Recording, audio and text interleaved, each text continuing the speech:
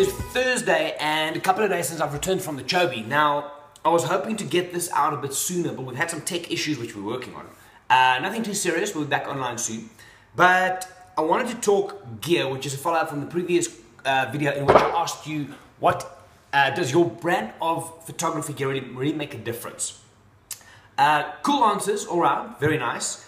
And I'm glad to say there was nobody that went down the road of Canon this, Nikon this, whatever, because it really doesn't matter. Now, that being said, people always ask, what do I shoot? Right, historically I've always shot Nikon because that was my first one that I've bought way back. I bought it in Gibraltar of all places. And you get used to the system, you get lenses, so you kind of get entrenched in that way of menu systems and you get happy with your gear. So, now that we're running trips and stuff, I have to, like I said, speak both languages and be able to give people assistance on both Canon and Nikon and hopefully some other stuff as well. But people like to do the whole gear thing. So last week I went to the Chobe and I needed a camera to take with. I spoke to Canon and I got a 7D2. Now, without a doubt, regardless of make or model, this is the most impressive camera I've picked up out of the box ever. 1DX, D4, take your pick. Bang for your buck.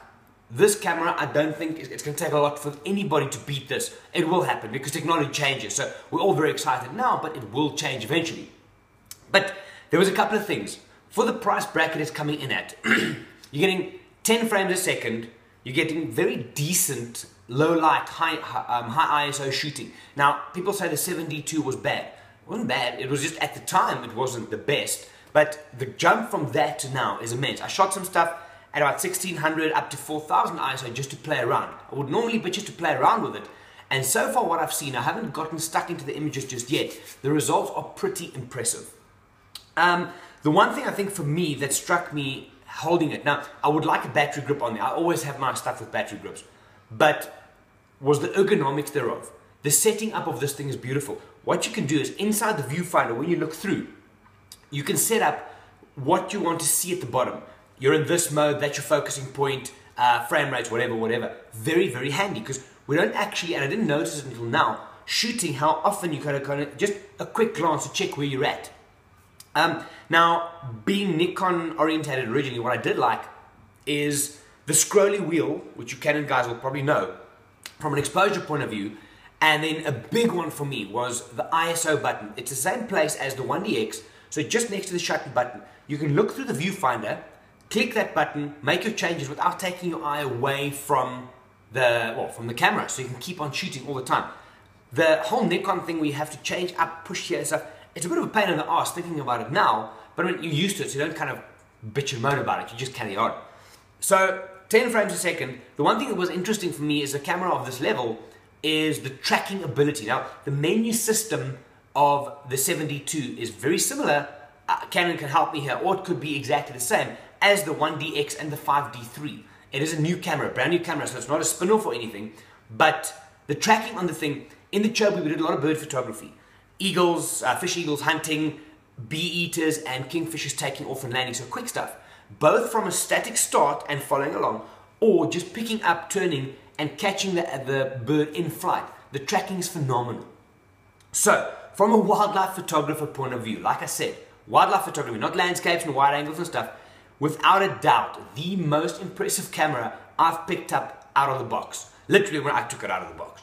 A lot of you have asked, even before I went to Chobe, what do I think of this, that, the other? If you're in the ability, see it's early morning, still drinking coffee. If you're in the position to get one of these, sell your old camera and upgrade the 72, you will not be sorry. Again, this is not a brand thing. It's not Canon, not Nikon. I don't care for those things. For me, when I look through the viewfinder, the brand doesn't get given inside there. When I'm looking through the viewfinder, I'm using the tool to create, and that's it. But I think, and I said this in a post on Shutter Speed a couple of days ago, is you have to understand the technical details of photography, which means you have to understand what shutter speed, ISO, and all these wonderful things do. And new gear gives us the ability to push those boundaries. But new gear and technical ability alone will not make a difference to your images. It's your vision and your creativity combined with that new gear and the technical ability that will make you create better images. So, there's some thoughts. I am going to do more in detailed one on this is when I get time to punch a lot of those 7D2 files into Lightroom.